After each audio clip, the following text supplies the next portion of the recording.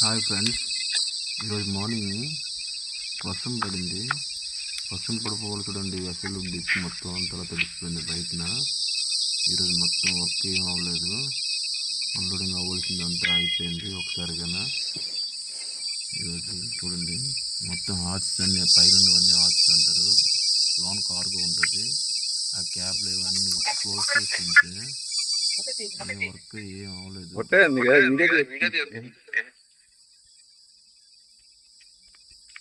ఏం అవ్వకుండా పోవడం వల్ల మేము బయటకు వచ్చి చూస్తున్నాము.